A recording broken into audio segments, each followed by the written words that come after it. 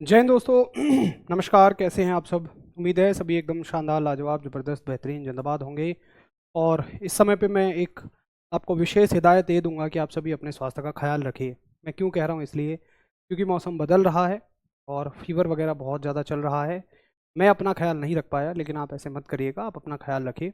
मुझे तो परसों से लगातार फीवर है, बस आज भी हिम्मत है ही नहीं कि मैं यहाँ पे खड़ा होकर कुछ बातें बता पाऊँ आपको, इसलिए मैं अभी बता दे रहा हूँ कि थोड़ा सा आवाज़ आपको लगे कि हल्की है या फिर एनर्जेटिक ना लगे बॉडी। मैं पूरी कोशिश करूँगा एनर्जेटिक रहने की, बट अगर ना लगे तो मैं माफ़ी चाहूँगा, थोड़ा सा कॉम्प्रोमाइज़ कर लेना, क्योंकि मुझे पूरी तरह से आज फीवर है। बाकी आप सभी को कहूँगा कि भैया मौसम बदल रहा है तो थोड़ा सा ज़्यादा ठंडे गर्म से बचिएगा, पीने में या एसी वगैरह में रहने में थोड़ा सा आप अपने आप को मैनेज करिएगा। क्योंकि मैं देख रहा हूँ कि अगर एक दिन फीवर आ जाता है तो 3-4 दिन आपके चले जाते हैं और ना कुछ खाने का मन करेगा, ना किसी से बात करने का मन करेगा। पढ़ाई तो बहुत दूर की चीज़ है, पढ़ाई तो ये मान लीजिए कि फुल्ली कंसंट्रेशन की चीज़ है, पढ़ाई के लिए तो आपका बिल्कुल भी मन नहीं करेगा। इसलिए थोड़ा सा अपना ख्याल आप अवश्य रखिएगा। चलिए, मेरे सभी भाई बहन आ चुके हैं, कल्पना, आकाश हैं। मैं एक क्वेश्चन लिख देता हूँ पिछली क्लास से और फिर हम लोग आगे बढ़ेंगे। मैं आपसे पूछता हूँ कि बताइए, छोटे जी का मान, छोटे जी का मान बदलता है या नहीं। छोटे जी का मान बदलता है या नहीं, बदलता है या नहीं। Value of small G changes, yes or not, yes or no, बस इसमें आंसर करना आप। यस बदलता है, यस, नहीं बदलता है, नो। जरा देखें किस किस को चीज़ें बिल्कुल अच्छे से क्लियर है। टोनी कुमार, उसकी तैयारी कॉम्बो बैच से, आप वाई ग्रुप वाले बैच से कर लेना। चलिए, ऋषु, मुझे भी फीवर हो गया था। हाँ, फीवर तो बहुत कॉमन सा हो गया आजकल, मैंने देखा अस्पताल में जाके। पहले मैं सोच रहा था यार ये मुझे ही क्यों हुआ है, बट मैंने देखा मेरे जैसे कितने सारे लोग थे। तो दीपक, अरुण, कुलदीप, प्रताप, सभी का एकदम बहुत अच्छा आंसर है। वहीं रोहन, अमरनाथ, आकाश, अनीस, सभी सभी एकदम बहुत अच्छा आंसर कर रहे हैं। और अभी तक मुझे एक बच्चे का नो दिखा, कमेंट तेज़ी से चलने की वजह से नाम नहीं पढ़ पाया मैं, बाकी तो अच्छा अभी 2-3 नज़र आ गए। तो 2-3 भाई बहनों के मुझे नो नज़र आए हैं, बाकी सभी के यस ही नज़र आया है। और मैंने आपको बताया भी कि स्मॉल जी का मान बदलता है। क्यों बदलता है, वो सारी चीज़ें मैंने आपको बताई, क्योंकि स्मॉल जी निर्भर करता है कि किसी प्लेनेट ने, किसी ग्रह ने किसी वस्तु पर कितना बल लगाया, और किसी प्लेनेट के या किसी ग्रह के द्वारा लगाया गया बल निर्भर करता है उसके द्रव्यमान पर। अब चूंकि भैया हर एक ग्रह तो समान द्रव्यमान का है नहीं, सूर्य बहुत भारी है तो ज़्यादा बल लगाएगा, और पृथ्वी सूर्य की तुलना में तो हल्की है तो ये कम बल लगाएगी। अब चंद्रमा पृथ्वी और सूर्य दोनों की तुलना में हल्का है तो ये और कम बल लगाएगा।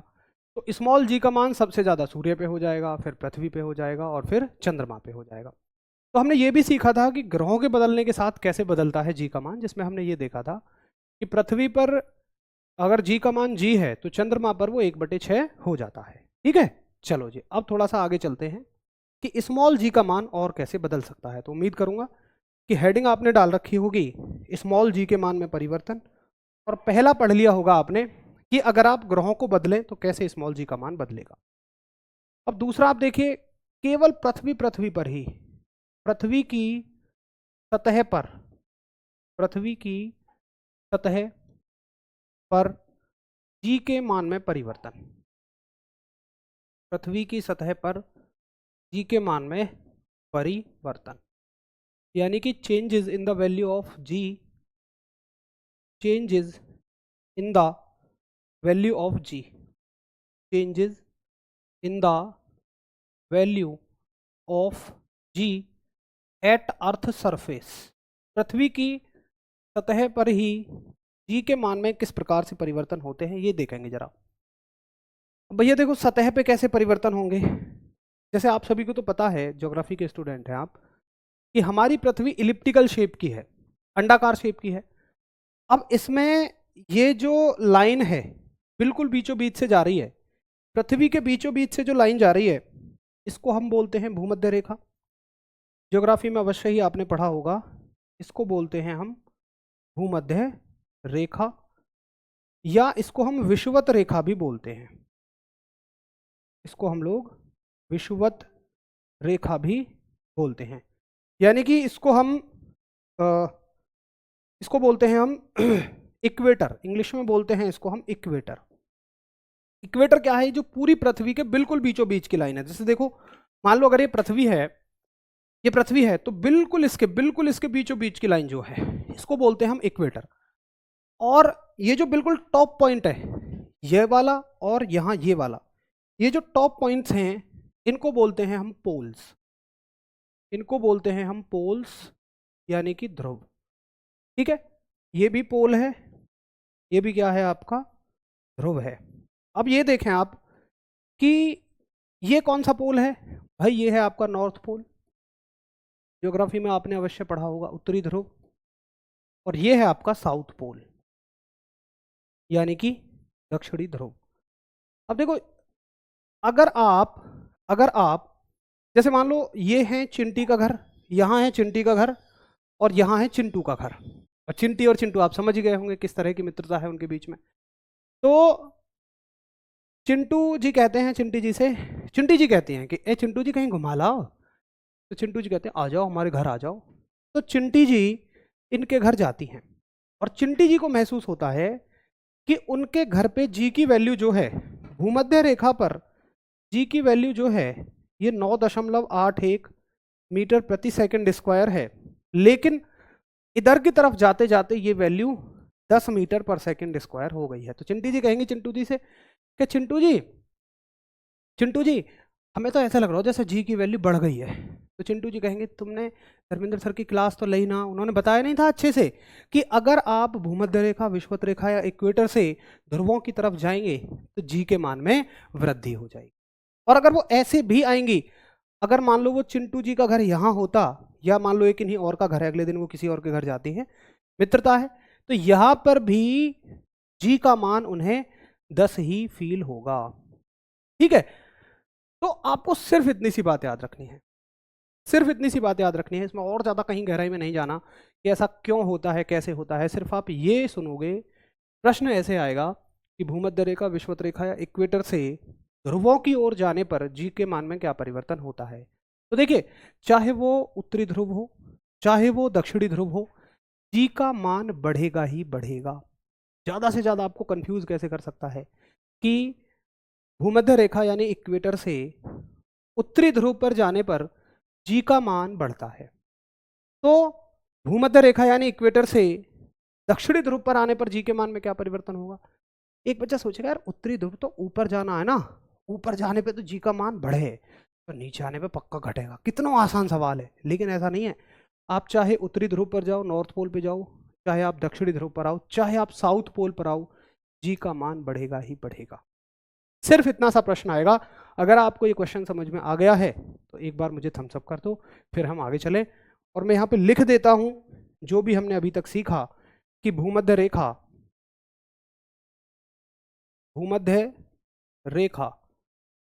से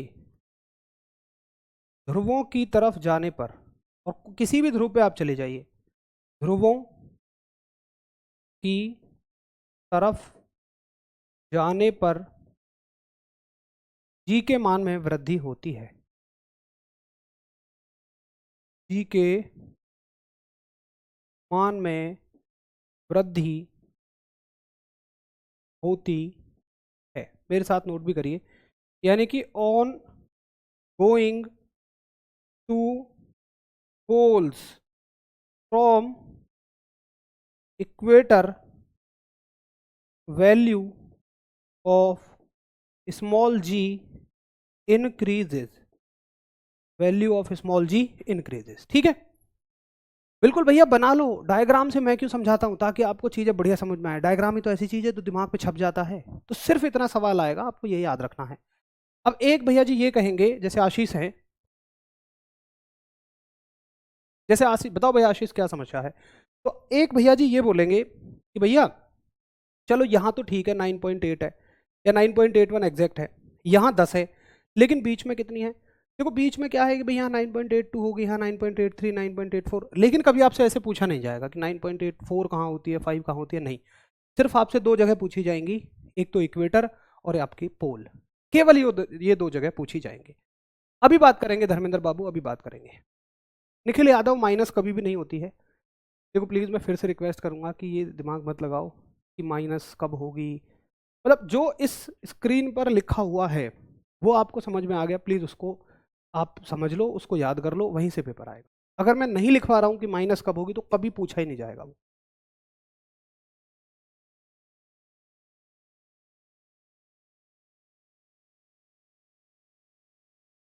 भाई सीटी सिंह, अगर आपको अपनी तैयारी पूरी लगती है तो आप मैराथन देखो, नहीं लगती है तो फिर आप अच्छे से जो बचा हुआ है उसकी तैयारी करो।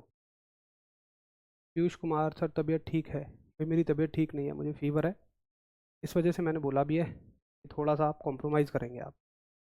ठीक है जी। चलो फिर से हम एक बार देख लेते हैं कि आपसे सवाल क्या पूछा जाएगा कि विषुवत रेखा यानी कि इक्वेटर से ध्रुवों की तरफ जाने पर जी के मान में क्या परिवर्तन होता है? आप कहोगे जी वृद्धि होती है। मतलब आपने इतना सीख लिया तो आप ये भी कह सकते हो कि देखो यहाँ 9.81 है, यहाँ 10 है, तो यहाँ से यहाँ जाने पर वृद्धि होती है। हो सकता है सवाल ऐसे भी पूछ ले कि ध्रुवों से विषुवत रेखा पर आने पर क्या होगा। अब चाहे इधर आओ चाहे इधर आओ वो तो घटेगा ही, है ना। यानी ध्रुवों से अगर आप विषुवत रेखा पर जाओ, ऐसे जाओ या ऐसे जाओ, तो आप देख रहे हैं कि 10 से मान हो जाएगा 9.81। तो केवल आप इतना याद रखो कि यहाँ 9.81 होता है, यहाँ 10 होता है। बाकी मैं वादा करता हूँ कि जो भी आपको पूछा जाएगा वो क्लियर हो जाएगा। ठीक है जी। देखो हालांकि मैंने कोशिश की है थोड़ा सा ज़्यादा क्लैरिटी के साथ लिखने की, उम्मीद है आपको कोई दिक्कत नहीं आ रही होगी, फिर भी आ रही है तो मैं और थोड़ा सा फॉन्ट बढ़ा लेता हूँ। बस इतना होता है कि पूरा टॉपिक ना कवर नहीं हो पाता फिर बोर्ड पे। चलो अब एक तीसरे तरीके से जी का मान कैसे बदलता है देखिए। तो आप कहोगे कि पृथ्वी की सतह को, भैया एक बार बता दो कि राइटिंग का फॉन्ट वगैरह सब ठीक है या किसी को कोई दिक्कत हो रही है? बताओ, उसको मोटा करना है पतला करना है जरा बताएंगे, कलर चेंज करने हैं।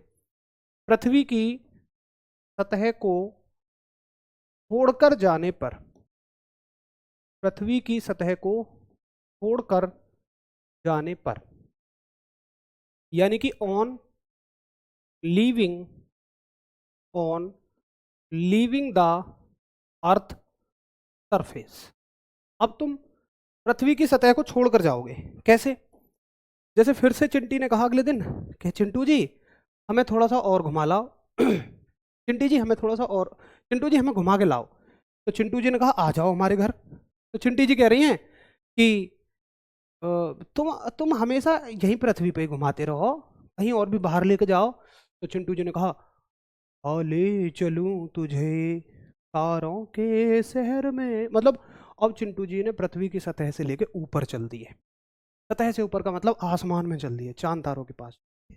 तो सवाल आएगा कि जब आप पृथ्वी की सतह को छोड़कर ऊपर जाते हो तो बताइए जी के मान में क्या परिवर्तन होता है? तो देखो समझो, ये तो पृथ्वी की सतह है। अब चिंटू और चिंटी जी पहुंच गए यहां। अब चिंटू जी ने कही चिंटू जी हमें तो ऐसा लग रही है जैसे हमारा भार कम हो रहा है, वेट हमारा कम हो रहा कुछ कुछ। चिंटू जी ने कही तुम फिजिक्स तो पढ़ो ना हो चिंटी जी, तन्नक्सी भी सर ने बताई नहीं कि पृथ्वी की सतह को ऊपर छोड़कर जाने पर जी के मान में कमी होती है, इसका मतलब कमी होती है। और देखो एक बात याद रखना आप कि जो परिवर्तन जी के साथ चलते हैं वही परिवर्तन वही परिवर्तन वही परिवर्तन आपके भार के साथ भी होते हैं, वेट के साथ भी होते हैं। विप्लव मंडाल, फिजिक्स क्लास सर मौजा लगा रहा है, मैंने कभी फिजिक्स क्लास नहीं पढ़ा है। चलो उम्मीद है भाई बहुत अच्छा लग रहा है आपको, वेरी गुड। मेरी कोशिश होती है कि थोड़ा सा आसान भाषा में ही हम रहें। तो जो छोटे जी के साथ परिवर्तन होंगे वही भार के साथ होंगे, वेट के साथ होंगे। अगर कहीं छोटा जी घटेगा तो वेट घटेगा, छोटा जी बढ़ेगा तो वेट बढ़ेगा। जहां छोटा जी जीरो होगा वहां वेट जीरो होगा। सिर्फ आपको इतनी सी बात याद रखनी है कि अगर जी की वैल्यू घटी है तो जो आपका वेट है यानी कि जो आपका भार है ये भी घट जाएगा। तो चिंटी जी ने कहा कि चिंटू जी एक बात बताओ, अगर हमारा जी का मान घट रहा है, भार घट रहा है, तो कितनी ऊंचाई पर हम चले जाएं कि ये जीरो हो जाए घटते घटते? तो चिंटू जी ने कहा कि अगर तुम और मैं इनफाइनाइट हाइट पर चले जाएं, यानी कि अनंत ऊंचाई पर चले जाएं, अनंत पर, यानी कि एट इनफाइनाइट, तो इनफाइनाइट पर हमारा जी का मान भी जीरो हो जाएगा और हमारा भार भी जीरो हो जाएगा। मैं भार को ना डब्लू से दिखाई देता हूँ, भार फॉर डब्लू, तो डब्लू भी जीरो हो जाएगा। अब बात आती है कि ये अनंत क्या होता है? तो ऐसा नहीं है कि देखो अनंत वो है कि जिसे पाया ना जा सके, ऐसा नहीं है। अनंत का मतलब होता है कि जो प्रैक्टिकल है ना, जितना प्रैक्टिकल है उससे कहीं ज़्यादा। जैसे मान के चलो किसी व्यक्ति के पास 100 रुपये हैं और उसके सामने एक ऐसा व्यक्ति खड़ा हो जाए जिसके पास 1 लाख रुपये हैं, तो 1 लाख रुपये 10 रुपये वाले व्यक्ति के लिए अनंत हो जाएंगे, क्योंकि वो उसके प्रैक्टिकल लिमिट से बहुत बड़ी चीज़ है। और 1 लाख वाले व्यक्ति के बराबर में 1000 करोड़ वाला व्यक्ति आगे खड़ा हो जाए जिसका बैंक बैलेंस 1000 करोड़ है, तो उसके लिए फिर वो अनंत हो जाएगा। तो अनंत कुछ ऐसा नहीं है, अनंत का मतलब यहाँ पे हो जाएगा, जैसे देखो आप कितनी ऊंचाई पे जा सकते हो। भाई कोई कहेगा कि मैं भैया 10,000 किलोमीटर चला जाऊंगा, मैं कहूँ कोई व्यक्ति पृथ्वी की सतह से 5 लाख किलोमीटर ऊपर जाओ, तो ये मेरे लिए अनंत हो गया। तो हालांकि पेपर में आपसे ये नहीं पूछा जाएगा, मैं तो बस आपको बता रहा हूँ एक बात, अनंत का मतलब बहुत ज़्यादा ऊंचाई पर, बहुत ही ज़्यादा ऊंचाई पर जी की वैल्यू और भार की वैल्यू 0 हो जाती है। ठीक है भैया, जैसे अनंत अंबानी, देखो चेतना तिवारी ने क्या बढ़िया बात बताई, बिल्कुल कह सकते हो ना, तो अनंत ही कहो। तो पृथ्वी की सतह को छोड़कर जाने पर, अब छोड़कर जाने में 2 ऑप्शन है, या तो आप ऊपर जाओ ऊपर जाने पर, ठीक है, going above to the earth surface, पृथ्वी की सतह से ऊपर जाने पर, तो हमने क्या देखा कि जो जी की वैल्यू है ये क्या होती है, घटती है, यानी कि डिक्रीजेज। सिर्फ आपसे इतनी ही चीज पूछी जाएगी, और आपका जो भार है, आपका जो वेट है, ये भी क्या होता है, ये भी घटता ही है, यानी कि ये भी डिक्रीज ही करता है। अगर आपसे बोल दे कि बताओ अनंत पे क्या हो जाएगा, अनंत पर, यानी कि एट इनफाइनाइट, इनफाइनाइट पर क्या हो जाएगा, तो आप कहेंगे भैया इनफाइनाइट पर जी की वैल्यू भी 0 है और डब्ल्यू की वैल्यू भी 0 है। इस प्रकार के क्वेश्चन आपसे पूछे जाते हैं।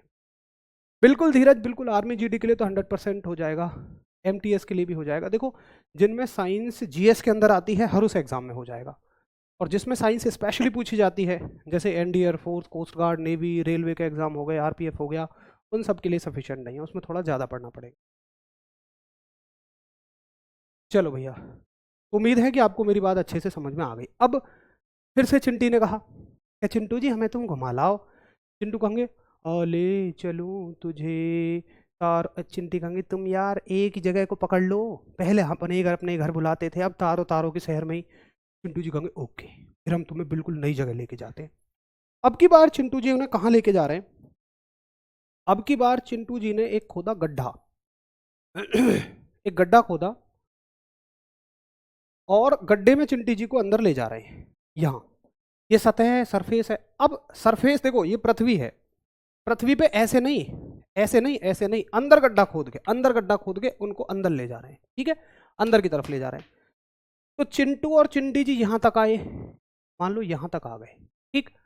यहाँ पे आके चिंटी जी ने कहा चिंटू जी फिर से हमें तो भार घटा लग रहा है, अपना वेट घटा हुआ लग रहा है। चिंटू जी ने कहा जी की वजह से होता है ऐसा, तुमने क्लास कतई भी ना ली, एक आधा क्लास ले लेती तो समझ में आ जाता कि जी का मान घटता है नीचे जाने पर, और भार भी तुम्हारा घटता है, ठीक है जी। तो चिंटू जी ने कही तो चिंटू जी ये 0 कब हो जाएगा, तो चिंटू जी ने कही कि देखो अगर तुम पृथ्वी के केंद्र पे चलो ना मेरे साथ, अगर तुम यहाँ जाओ, अगर तुम सेंटर पे चली चलो तो जी का मान 0 हो जाएगा और तुम्हारा भार भी 0 हो जाएगा, ठीक है जी। तो इसमें एक ए तो लिख दिया हमने ऊपर जाने पर, और बी लिखेंगे हम अंदर जाने पर। देखो मैं नीचे नहीं कह रहा हूं, मैं कह रहा हूं पृथ्वी में अंदर। भाई नीचे तो ऐसे भी हो सकता था, है ना, मैं कह रहा हूं अंदर, बिल्कुल अंदर घुस गए तुम पृथ्वी में, अंदर जाने पर, यानी कि ऑन गोइंग इनसाइड। तो भाई साहब अंदर जाने पर अगर देखें जी की वैल्यू और व्यक्ति का वेट यानी कि भार, तो ये दोनों ही क्या होते हैं, घटते हैं, ठीक है, घटते हैं, यानी कि डिक्रीजेज। और सेंटर पे अगर आप आ जाओ, एट सेंटर यानी कि केंद्र पर, केंद्र पर, सेंटर पर अगर आप आ जाओ तो ये दोनों ही वैल्यू कैसी हो जाती है भाई साहब, आपकी नील बटे सन्नाटा। अब भाई साहब उम्मीद है आंसर मिल गया होगा उन भैया को जो लगातार पूछे जा रहे थे कि जीरो कहाँ होता है, जीरो कहाँ होता है। ठीक है जी। बाकी बहुत सारा मज़ा बच्चों को आ रहा है। केवल जादव मस्त सर जी, मज़ा आ रहा है, दिल गार्डन गार्डन हो गया। अर्थ पर जी का मान कितना होगा आशीष जी? अर्थ पर ये पूछो कहाँ, इक्वेटर पर, पोल्स पर, यानी विषुवत रेखा पर, या फिर ध्रुवों पर, पर्टिकुलर पॉइंट पे पूछो, क्योंकि हर जगह जी का मान बदलता है।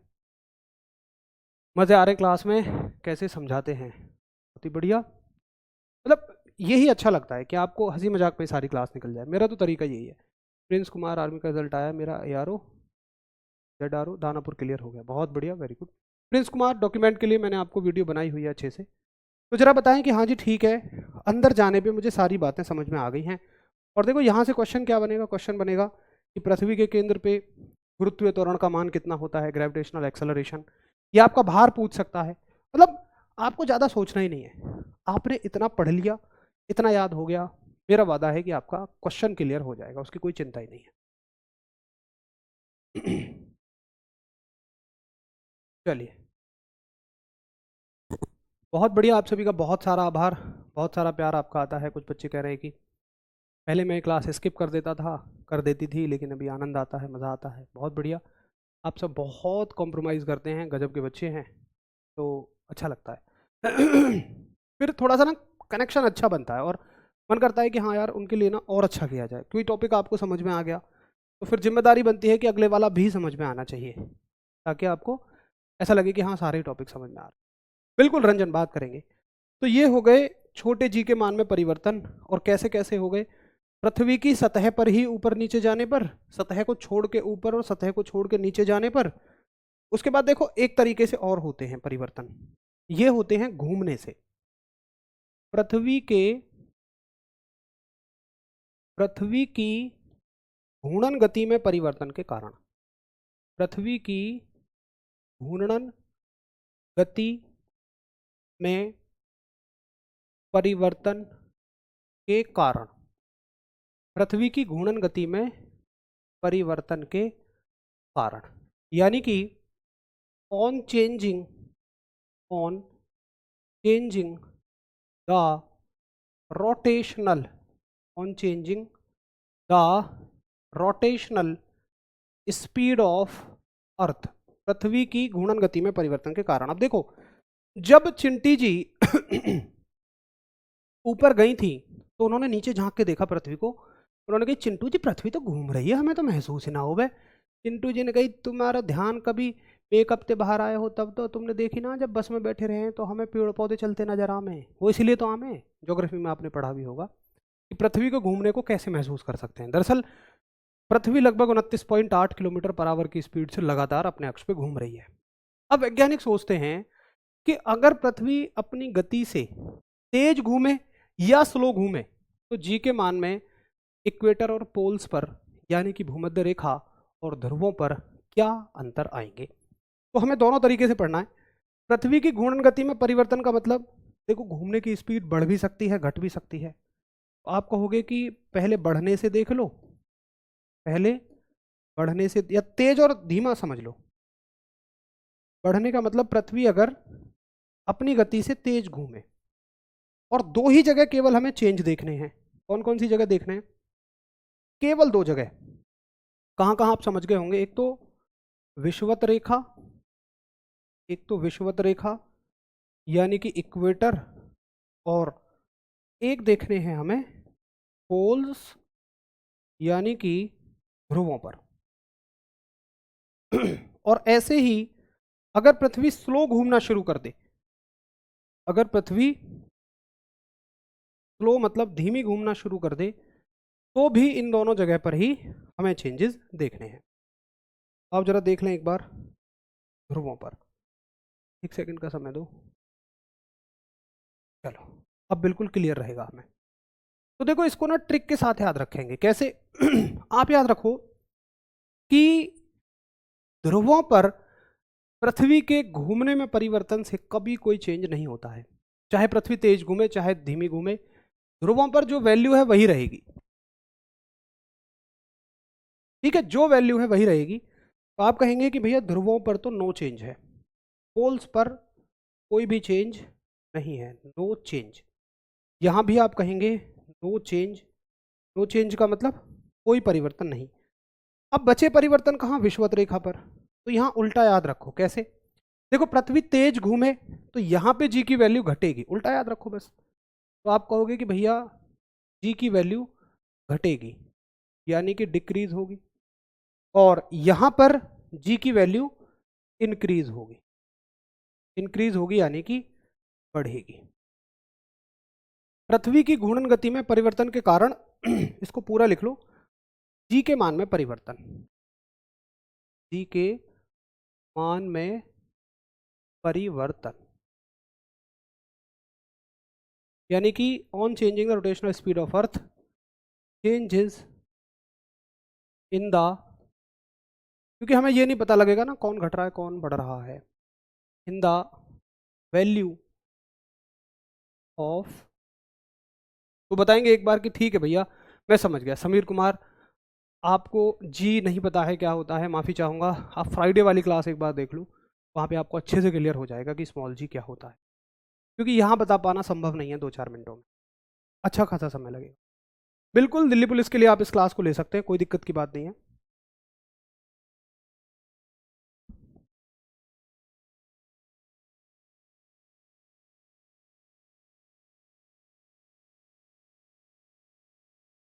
एक बार बताएंगे कि हाँ भैया मुझे अच्छे से समझ में आ गया। देखो मैं कभी कभी ना कमेंट पढ़ता हूँ, जैसे एक बच्चा कह रहा है जी मैं मर जाऊँगा, मैं सुसाइड कर लूँगा, और मेरी तो गर्लफ्रेंड भाग गई, ये हो गया। वो ऐसा इसलिए करते हैं ताकि मैं उनका बस नाम पढ़ लूँ, है ना। लेकिन एक बात मेरी समझो, इसको सीरियस लो इस बात को, क्या कि हम जो कुछ भी बोल रहे होते हैं ना, पहली बात तो हमारे दिमाग को ये नहीं पता होता कि हम मजाक में हैं या फिर हम सीरियस कह रहे हैं या फिर हम खुशी खुशी कह रहे हैं। हमारा दिमाग इस बात से कोई मतलब ही नहीं रखता कि आप उस बात को कह कैसे रहे हो। आपका दिमाग, जैसे ही आपने एक बात कही किसी से भी, जैसे जैसे हम मजाक में कई बार अपने दोस्तों से बोल देते हैं कि यार मेरा तो पागल कट गया, तो आपने अपने दिमाग को ये बात बोली, और दिमाग ना, मैं एक बड़ी गहरी बात बता रहा हूँ, हो सकता है आपको समझ आए, आज नहीं आएगी तो ये 10 सालों बाद समझ में आएगी कि आप अपने दिमाग से जो भी कह रहे हो, पहली बात तो आपका दिमाग आपके शरीर को वैसे ही ऑर्डर देगा कि भाई इसको पागल कटवाने की कोशिश करो इसका। सच में सीरियस लेना इस बात को। क्यों कहा जाता है कि पॉजिटिव पॉजिटिव सोचो, हमेशा पॉजिटिव सोचो। एक बच्चा कहेगा जी सोचने से थोड़ी कुछ होता है, सोचने से सिर्फ कुछ नहीं होता, बहुत कुछ होता है। क्यों? क्योंकि जब हम सोचते हैं ना, तो हमारा दिमाग हमारे शरीर को आदेश दे रहा होता है कि भाई ऐसे काम करवाओ इससे, कि जो अगर आप नेगेटिव सोच रहे हो तो नेगेटिव काम करवाएगा, पॉजिटिव सोच रहे हो तो पॉजिटिव करवाएगा। आपने कभी कभी देखा होगा, कहते हैं ना यार पढ़ने में मन नहीं लग रहा। क्यों नहीं लग रहा है? क्योंकि आपके माइंड ने बॉडी को अलाउड कर दिया कि पढ़ मत। अगर आपने सोचा है कि पढ़ने में मन नहीं लग रहा, अगर आप सोचोगे पढ़ने में मन लग रहा है, तो डेफिनेटली लग रहा है। बहुत सारे लोग मैं आपको ऐसे दिखाऊंगा कि जो मन की शक्ति से, जिन्होंने अपनी गंभीर से गंभीर बीमारियों को बगैर डॉक्टर्स के पास जाए ठीक कर लिया। जब हम कुछ भी कह रहे होते हैं ना, तो ये मान लो कि हम अपने मन को ऑर्डर दे रहे होते हैं, और हमारा मन हमारे शरीर को ही नहीं, इस पूरे ब्रह्मांड में उस तरह की इस घटना को घटित करने की संभावनाएं बना रहा होता है। मैं बड़ी गहरी बात कह रहा हूं आपसे, और ये मैं नहीं बोल रहा हूँ, ये मैंने बहुत बड़े वैज्ञानिकों से, बहुत बड़े साइकोलॉजिस्ट से पढ़ी है, मैंने बहुत सारी बुक्स पढ़ी है इस विषय में। एक सिंपल सी बुक बताता हूँ मैं आपको, अग्नि की उड़ान, अब्दुल कलाम जी की है। तो अब्दुल कलाम जी उसमें क्या लिखते हैं कि हम, आपने सुना भी होगा, देखो स्वामी विवेकानंद जी को सुना, उन्होंने क्या कही है कि किसी भी सपने को ऐसा बना लो कि उसको अपनी नस नस में बसा लो। आप सो जागो उठो खाओ पढ़ो, हमेशा वो सपना आपके दिमाग में चलते रहना चाहिए। क्यों? क्योंकि अगर सपना दिमाग में रहेगा ना, तो आप अपनी बॉडी को वैसा ही आदेश दोगे, और आप अपनी बॉडी को नहीं दे रहे हैं, आप अपने पूरे ब्रह्मांड को वैसा ही आदेश दे रहे हैं। तो अब्दुल कलाम जी ने उस बुक में लिखा है कि जब भी हम कुछ सोचते हैं, सोचकर सोते हैं, तो सोने के बाद वो चीज़ें वैद्युत चुंबकीय तरंगों के रूप में इस पूरे ब्रह्मांड में फैलती हैं, और पूरे ब्रह्मांड को आदेश देती हैं कि वैसी ही संभावनाएं बनाओ। एक बच्चे ने अगर ये मान लिया कि मैं एग्जाम में फेल हो जाऊंगा, और उसने कितनी अच्छी तैयारी करी है, तो ब्रह्मांड ये संभावनाएं बनाएगा कि वो एग्जाम में फेल हो। उसके लिए वो पूरी कोशिश करेगा। कैसे करेगा? कि वो जाएगा, हो सकता है आप जा रहे हो आपका एक्सीडेंट ही हो जाए, ये लो हो गया काम। हो सकता है आपके सिस्टम में खराबी हो जाए, एक्स्ट्रा टाइम ही आपको ना मिले। तो ये सब होता है सिर्फ हमारे कहीं ना कहीं नेगेटिव सोचने से। इसलिए भैया रिक्वेस्ट कर रहा हूँ कि प्लीज़ ऐसी चीज़ें हंसी मजाक में भी मत कहा करो, बिल्कुल सीरियस रहा करो अपने टारगेट्स को लेके, गोल्स को लेके, अपनी ज़िंदगी को लेके। ठीक है, चलिए उम्मीद है जी आपको मेरी बातें अच्छे से समझ में आ गई होंगी कि छोटे जी के मान में कैसे कैसे क्या क्या परिवर्तन होते हैं। तो यहाँ तक हमारी छोटे जी की कहानी समाप्त हो जाती है। अब थोड़ा सा आगे चलते हैं बड़े जी पर। ये है आपका बड़ा जी, क्योंकि जब छोटे जी की बात हो तो ऐसा हो ही नहीं सकता कि बड़े जी की बात तुम्हारे दिमाग में ना आए। तो बड़ा जी क्या है, आइए सुनते हैं। देखो, बड़ा जी है सार्वत्रिक गुरुत्वाकर्षण नियतांक। बड़ा जी है सार्वत्रिक गुरुत्वाकर्षण नियतांक। ये क्या बवाल है भैया? देखो, ये बवाल है कि न्यूटन जी ने कहा कि इस ब्रह्मांड की प्रत्येक वस्तुएं एक दूसरे पर बल लगाती हैं, एक दूसरे पर फोर्स लगाती हैं, एक दूसरे को खींचती हैं। तो ऐसे ही पूरे ब्रह्मांड के लिए एक सार्वत्रिक गुरुत्वाकर्षण नियतांक दिया, यूनिवर्सल ग्रेविटेशनल कांस्टेंट दिया। एक संख्या है सिर्फ ये, universal gravitational, universal GravTATIONAL, universal gravitational constant. मतलब इसका नाम देखो, सार्वत्रिक गुरुत्वाकर्षण नियतांक। एक ऐसा अंक है, नियतांक, नियतांक एक ऐसा अंक है जो नियत है पूरे सर्वत्र में। सर्वत्र का मतलब पूरे ब्रह्मांड में जो कांस्टेंट है। आप पृथ्वी पे रहो, चंद्रमा पे रहो, बुध पे जाओ, दूसरे ग्रहों पे जाओ, एलियनों से मिलके आओ, इसकी वैल्यू तो हमेशा समान रहेगी। Universal through out the universe ये कांस्टेंट रहेगा और ग्रेविटेशन से जुड़ा हुआ है। ये क्या होता है, कैसे होता है, उतनी गहराई में हमें नहीं जाना है। हम सिर्फ ये पढ़ेंगे इसके बारे में क्या क्या क्वेश्चन पूछे जाते हैं। तो पहली बात, तो सबसे बड़ी बात है कि भैया इसका मान, या इसके की जगह मैं बड़ा जी कहूं, बड़े जी का मान कभी नहीं बदलता। बड़े जी का मान कभी नहीं बदलता। देखिए, अगर चिंटी बड़े जी का मान पूछती, चाहे ध्रुवों पर, चाहे विषुवत रेखा पर, चाहे ऊपर, चाहे पृथ्वी के केंद्र पर, चाहे अनंत में, चाहे पृथ्वी के स्लो घूमने पर, चाहे पृथ्वी के फास्ट घूमने पर, इसका मान कभी भी नहीं बदलता। हमको ये नहीं जानना है कि ये होता क्या है, कैसे है, कहां से आता है, नहीं। आपसे ये क्वेश्चन पूछा जाएगा, छोटे बड़े जी का मान कभी भी नहीं बदलता है। एक भैया कहेगा आखिर वो मान होता क्या है, तो मैं कहूंगा कि वो मान होता है, वो मान होता है 6.67 गुणा 10⁻⁻11। मात्रक होता है न्यूटन, न्यूटन मीटर स्क्वायर बटे किलोग्राम का स्क्वायर। ये मान इसका होता है। कहाँ से आया, कैसे आया, वो कभी आपसे नहीं पूछा जाएगा। आपसे सिर्फ ये बात पूछी जाएगी कि बड़े जी का मान कितना होता है। या सवाल पूछेगा कि बड़े जी का मान पृथ्वी पे इतना है तो चंद्रमा पे कितना होगा। इसका 1/6 होगा, इतना ही होगा, 0 होगा, इनमें से कोई नहीं। तो आप कहोगे भैया ये इनमें से कोई मतलब ये कभी भी नहीं बदलेगा, तो जितना ये पृथ्वी पे उतना ही ये चंद्रमा पे है। ठीक है, चलो आगे आप देखिए कि इसकी खोज किसने की थी। तो गुरुत्वाकर्षण के चैप्टर में आपको सब चीज़ें ऐसे लगती हैं जैसे न्यूटन जी ने की हैं, लेकिन ऐसा नहीं होता। इसकी जो खोज की है वो की है हेनरी कैवेंडिश साहब ने। हेनरी कैवेंडिश साहब ने, एक साइंटिस्ट हुए जिनका नाम है हेनरी कैवेंडिश। जरा बताएं कि भैया जी इससे बनने वाले तीनों पॉइंट में अच्छे से समझ गया, समझ गई। अब आप अगर फिर भी अभी मुझसे ये पूछो कि what the difference between small G and capital G, यानी छोटे जी और बड़े जी में क्या परिवर्तन होता है, तो फिर क्या फ़ायदा आपके पढ़ने का, क्या फ़ायदा मेरे पढ़ाने का। डेफिनेटली एक सबसे बड़ा अंतर तो यही है कि छोटा जी बदल जाता है जगहों के साथ, लेकिन बड़ा जी कभी भी नहीं बदलता है। कैसे भी नहीं बदलेगा, किसी भी स्थिति में नहीं बदलेगा, कभी भी नहीं बदलेगा। जरा बताएंगे कि ठीक है भैया क्लियर हो गया।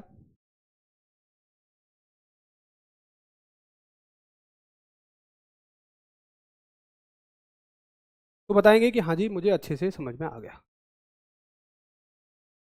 बहुत ही बढ़िया, वेरी गुड, शानदार।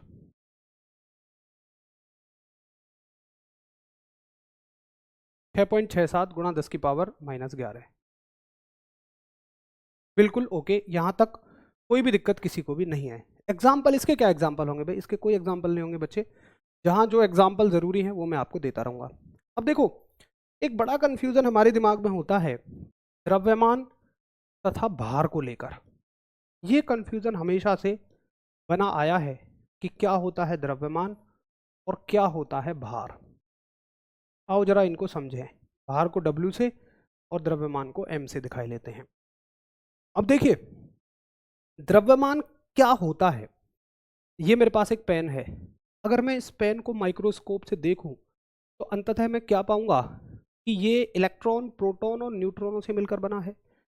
भाई इसमें हो सकता है कि 2 इलेक्ट्रॉन हो, 4 प्रोटॉन हो, 6 न्यूट्रॉन हो, इस तरह के होंगे। और हर एक प्रोटॉन, हर एक इलेक्ट्रॉन, हर एक न्यूट्रॉन का अपना एक द्रव्यमान है। तो 4 प्रोटॉन, 6 इलेक्ट्रॉन, 8 न्यूट्रॉनों का अपना कुछ द्रव्यमान होगा। 4 6 8 मैं अपनी तरफ से मान लो, आप कुछ भी मान लो। मेरे कहने का मतलब है भाई एक इलेक्ट्रॉन का कुछ किलोग्राम में द्रव्यमान होता है, प्रोटॉन का भी होता है, न्यूट्रॉन का भी। अब 4 इलेक्ट्रॉन, 6 प्रोटॉन, 8 न्यूट्रॉन है, तो कुछ द्रव्यमान इसका आ जाएगा, कुछ मास इसका आ जाएगा, बस वही इसका द्रव्यमान है। और कोई वस्तु जिन चीजों से मिलके बनी होती है, चाहे वो ठोस हो, चाहे वो द्रव हो, चाहे वो गैस हो, उसको बोलते हैं हम, जिनसे वो मिलके बनी होती है उसको हम बोलते हैं द्रव्य, यानी कि एक्चुअल मैटर। तो द्रव्यमान क्या होता है? द्रव्यमान होता है कि किसी वस्तु में उपस्थित द्रव्य की मात्रा जो बिल्कुल बेस है, इलेक्ट्रॉन, प्रोटॉन और न्यूट्रॉन बिल्कुल बेस है इसका, उनसे ये मिलके बनी है, उसको हम द्रव्य बोलते हैं। तो आप कहोगे कि किसी द्रव्य या किसी वस्तु में उपस्थित द्रव्य की मात्रा, सॉरी, किसी वस्तु में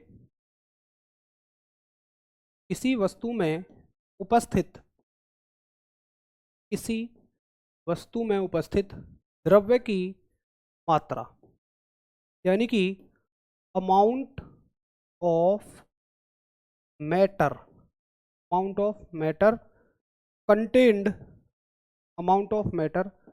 कंटेन्ड इन ए बॉडी, क्या कहलाता है? द्रव्यमान कहलाता है। अब एक बात मैं आपसे पूछा हूं कि अगर मैं इसको चंद्रमा पे ले जाऊं तो क्या इलेक्ट्रॉन, प्रोटॉन और न्यूट्रॉनों की संख्या में कोई परिवर्तन आ जाएगा?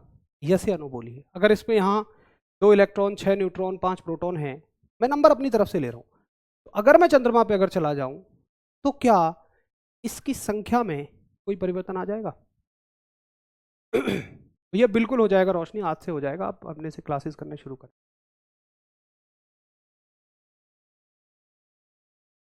ठीक है भैया, विजय कुर्मी, बिल्कुल ठीक है।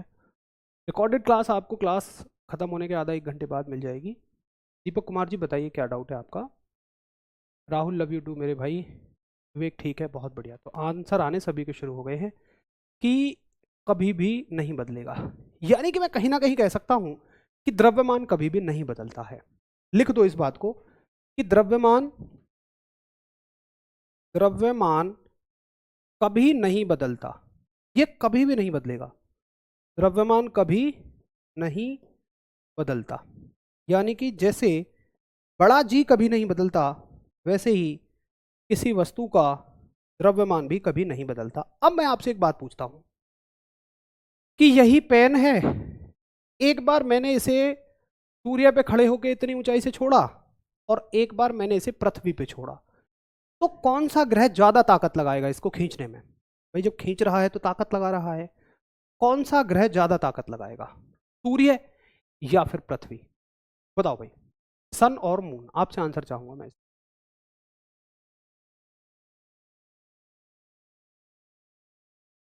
सूर्य या पृथ्वी, बताइए। सन और सूर्य या पृथ्वी का मतलब सन और अर्थ।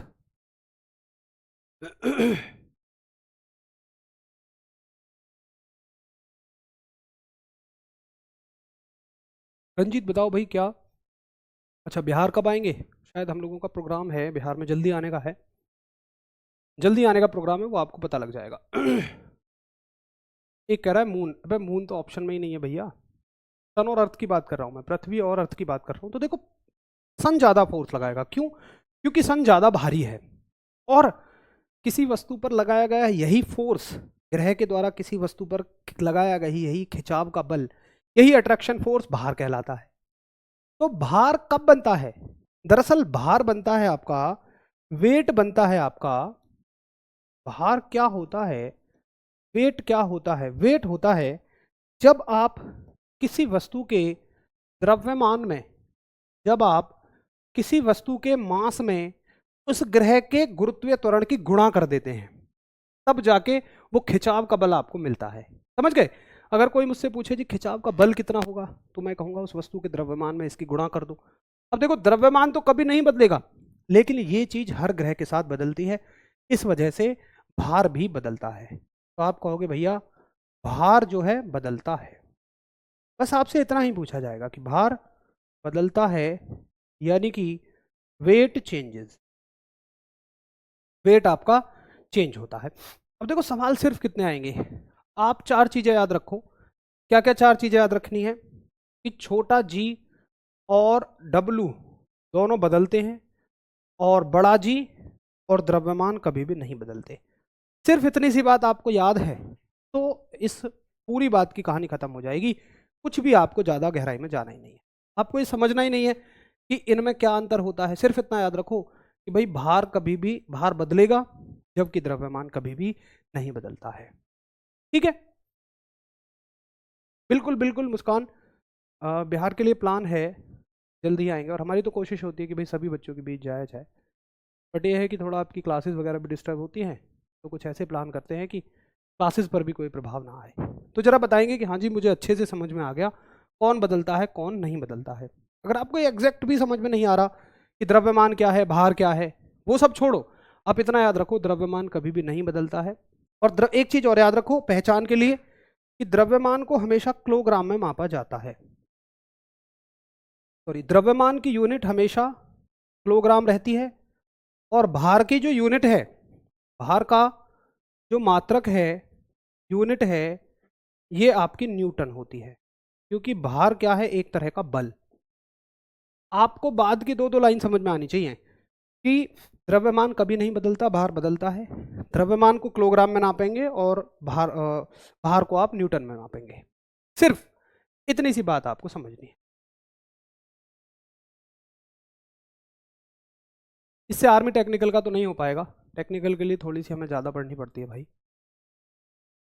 चलो भैया बहुत बढ़िया। तो उम्मीद है कि आपको मेरी बात अच्छे से समझ में आ गई होगी कि छोटे जी और बड़े जी में क्या अंतर होते हैं, भार में और द्रव्यमान में क्या अंतर होते हैं। बाकी आज हमारा मेन फोकस था कि छोटे जी के मान में कैसे परिवर्तन होते हैं। तो हमने देखा कि पृथ्वी की सतह पर ही होते हैं। अगर हम विषुवत रेखा से ध्रुवों की तरफ जाएं, अब ध्रुवों में कोई भी हो, चाहे उत्तरी हो चाहे दक्षिणी हो, ऐसा नहीं सोचना है कि ऊपर जाएंगे तो मान बढ़ रहा है नीचे जाएंगे तो घटेगा, नहीं, ध्रुवों पर कहीं भी जगह ये बढ़ता ही है। ठीक है, आगे पृथ्वी की सतह को छोड़कर जाने पर जी का मान घटता है, अनंत पे जीरो हो जाता है, और जो परिवर्तन जी के साथ हैं वही भार के साथ हैं। अंदर आने पर भी घटता है। एक बच्चा सोचता है ऊपर जाने पे ये घटता है तो नीचे आने पे बढ़ेगा, नहीं, पृथ्वी में अंदर आने पर भी ये घटेगा, भार भी यहाँ पर घटता है। साथ ही घूमने पर भी हमने देखा किस प्रकार से चेंज होता है। बड़े जी के बारे में हमने देखा। अब अंतर क्या है जी? अंतर यही है कि छोटा जी बदल जाता है और बड़ा जी कभी भी नहीं बदलता है। हेनरी कैवेंडिश साहब ने दिया द्रव्यमान भार के बारे में बताया। एक दो बच्चों का रह गया था नोट करने को, बाकी मैंने कहा हुआ है भाई मेरे साथ ही नोट करते रहा करो। मैं तो दो लैंग्वेज में लिखता हूँ, आपको तो सिर्फ एक ही लैंग्वेज लिखनी है। आशा करता हूँ कि आज का सेशन आपको बहुत अच्छे से समझ में आया। जी का ऐसा ही मात्रक मोंटी भैया आप अगर यहाँ देख पाएँ तो समझ में आ जाएगा, न्यूटन मीटर स्क्वायर के जी का स्क्वायर, ये आपका जी का ऐसा ही मात्रक है। ठीक है, तो आशा करता हूँ कि आज की जानकारी आपको पूरी समझ में आई होगी, और शायद क्लास में ही आपको चीज़ें याद हो गई होंगी, क्योंकि थोड़ा सा मैंने हंसी मजाक वाला अंदाज यहाँ पे इस्तेमाल किया ताकि आपको बोर भी ना लगे और आपको याद रखने में भी कोई समस्या ना हो। फिर भी एक बार सोने से पहले